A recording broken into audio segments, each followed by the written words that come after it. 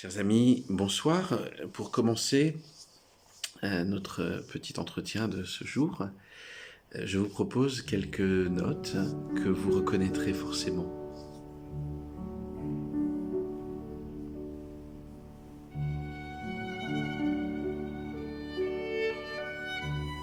Vous avez sans doute identifié les premières mesures de la fameuse méditation de Thaïs, d'autant plus que Massenet, vous le savez, était natif de la place de la Terrasse, c'est-à-dire à quelques dizaines de mètres du lieu où je vous parle.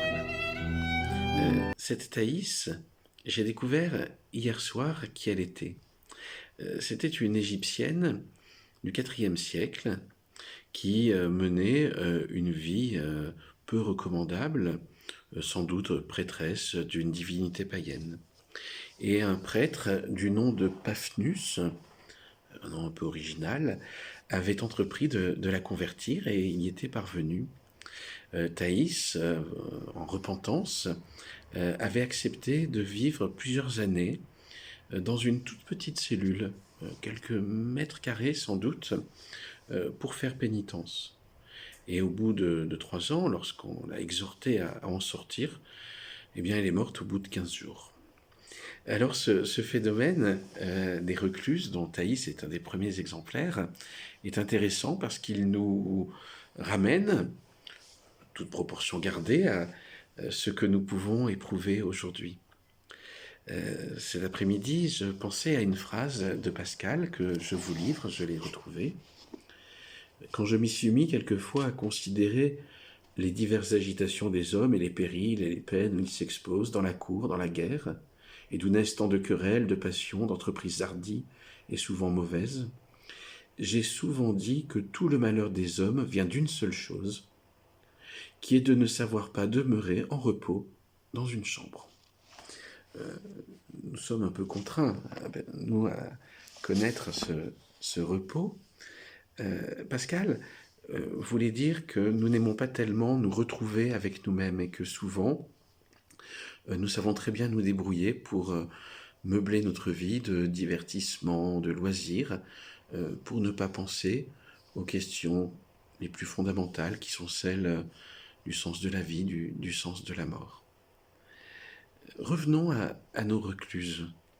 Avec Thaïs s'ouvre un mouvement qui connaîtra une grande prospérité, surtout au Moyen-Âge. Dans toutes les villes un peu anciennes de France, il y a une rue de la Recluse, un pont de la Recluse, une rue de la Réclusière. Et ce mode de vie, aussi surprenant qu'il puisse nous paraître, a eu une grande faveur au Moyen-Âge. Époque à laquelle on y discernait une forme d'héroïsme dans la sainteté, un dépassement au-delà de toute mesure. Concrètement, le réclusoire ou la récluserie était une petite cabane, souvent adossée à une église, ce qui permettait, à travers une petite fenêtre, d'apercevoir l'autel et de pouvoir prendre part à la vie liturgique. Cette petite fenêtre, on l'appelle un agioscope.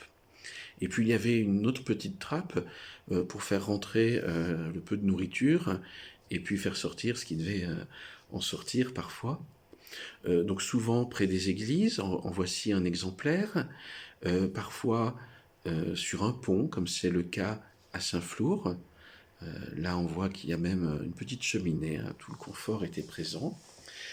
Parfois aussi, chose plus surprenante, dans les cimetières, comme le fameux cimetière des Innocents à Paris, qui abritait plusieurs réclusoires. Cette petite cellule de 2 mètres, 3 mètres carrés, était murée.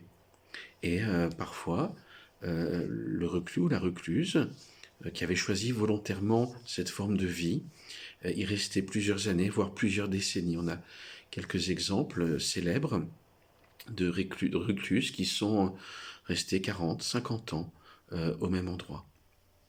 Ce mouvement a connu un grand essor au Moyen-Âge, notamment dans le Brabant et les Flandres, mais aussi en Angleterre, en Italie. À Rome, au XIIIe siècle, il y avait presque 300 recluses. Voilà, nous sommes peut-être ici plus dans l'anecdote de l'histoire, mais cette solitude volontaire avait quelque chose de surprenant qui nous paraît peut-être complètement aberrant et cruel de nos jours, mais il y avait cette recherche de l'absolu.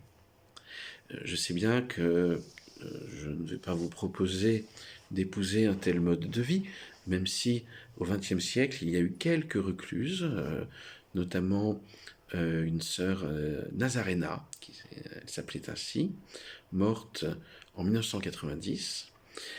Mais c'est peut-être à une réflexion sur cet isolement. Parce que, somme toute, les reclus et les recluses de nos jours existent. On pense évidemment à ceux qui sont en prison, mais dans les chambres des hôpitaux aussi, il y a des reclus, par exemple des maladies psychiques qui peuvent enfermer, mais aussi des maladies physiques. Et je crois que lorsque nous évoquons cela, nous ne pouvons nous empêcher de penser à nos paroissiens qui vivent un moment absolument terrible dans cette sorte d'enfermement. Demeurer dans une chambre, demeurer chez soi, ce n'est pas forcément une expérience facile. Nous la découvrons malgré nous, mais nous pouvons mettre à profit ce temps pour revenir vers l'intérieur, dans un monde qui a peut-être un peu trop la bougeotte, où nous succombons sous le nombre d'activités. Il me semble qu'il peut être positif de prendre le temps nécessaire pour se remettre face à ce qui fait l'essentiel de notre vie, pour redécouvrir peut-être même le temps dans son épaisseur, dans sa pesanteur, le temps qui passe doucement, temps de l'attente, parce que nous savons que cette expérience prendra fin, mais c'est peut-être ce que nous pouvons nous souhaiter ce soir. À très bientôt.